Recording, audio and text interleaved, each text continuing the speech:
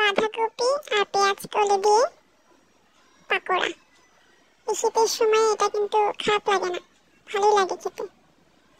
তো আমি এইভাবে প্রথম ট্রাই করলাম, সেটাই আপনাদের সাথে শেয়ার করছি, ছোট্ট একটি রেসিপি। তো শুরু করি। এখানে হচ্ছে আমি পাতাকপি একটু কুচি করে কেটে নিয়েছি, কালি কেটে নিয়েছি ছোট করে, আর হচ্ছে এখানে পেঁয়াজ আর মরিচ দিয়ে নিয়েছি, কেটে নিয়েছি আর কি। তো আমি সব কিছু আগে ধুয়ে কেটে নিয়েছি। এখন হচ্ছে আমি মিক্স করব। একটি বলে হচ্ছে আমি সব একত্রে ঢেলে নিলাম। এখন এর মধ্যে হচ্ছে আমি কিছু গুঁড়া মশলা অ্যাড করব।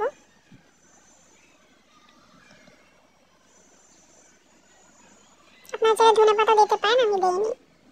এখানে হচ্ছে লবণ, হলুদ, তারপর হচ্ছে ধনিয়া গুঁড়া, তারপর হচ্ছে জিরা গুঁড়া, ভাজা জিরা গুঁড়া, আর হচ্ছে আমি চাট মশলা ইউজ করেছি।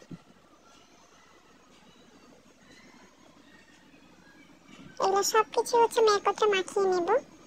আর হচ্ছে আমাদের এর সাথে মানে বাইন্ডিং করার জন্য লাগবে হচ্ছে ময়দা, আটা বা ময়দা যে কোনো কিছু, বা চালের গুঁড়ো ইউজ করতে পারেন বা বেসন ইউজ করতে পারেন, যে যেটা হাতের কাছে থাকে সেটা ইউজ করতে পারেন। তো আমি এখানে ময়দা নিচ্ছি, আমার হাতের কাছে এটাই ছিল।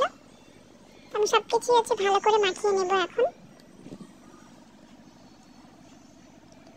তো এটা মাখানো হয়ে গিয়েছে, দেখা গিয়েছে অনেকখানি, কিন্তু মাখানোর পর অল্প হয়ে গিয়েছে, যেহেতু পানি বের হয়ে গিয়েছে পাতাকপি পেঁয়াজ সব কিছু থেকে, তো অল্প পরিমাণ হয়ে গিয়েছে। এখন হচ্ছে আমি এগুলোকে মানে তেলে ভেজে নেব। কড়াইতে আমি তেল বসিয়ে দিয়েছি প্যানে। এখন হচ্ছে আমি একটা একটা করে ভেজে নেব।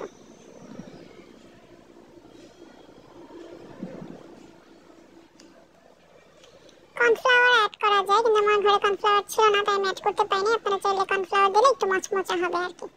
তো এটা আমি দিয়ে দিলাম প্রথম ব্যাচ। তো আমি ভালো করে লাল করে একটু ভেজে নেব।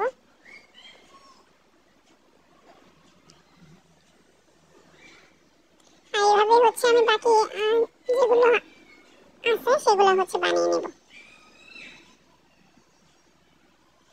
এটা ভাজা হয়ে গিয়েছে, এটা আমি এরকম লাল লাল করে ভেজে নিয়েছি, আমি তুলে নিলাম।